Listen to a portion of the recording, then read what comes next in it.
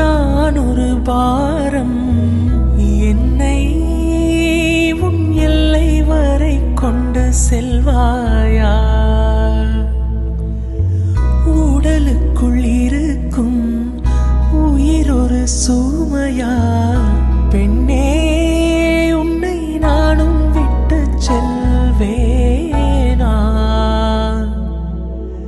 தந்தை தந்த உயிர் தந்தேன், தாய் தந்த உடல் தந்தேன், உறவுகள் எல்லாம் சேர்த்து உன்னிடம் தந்தேன். மொத்தத்தையும் நீ கொடுத்தாயானால் முத்தத்துக்கோர் நாள் குறித்தாய். சலங்கையே கொஞ்சம் பேசு.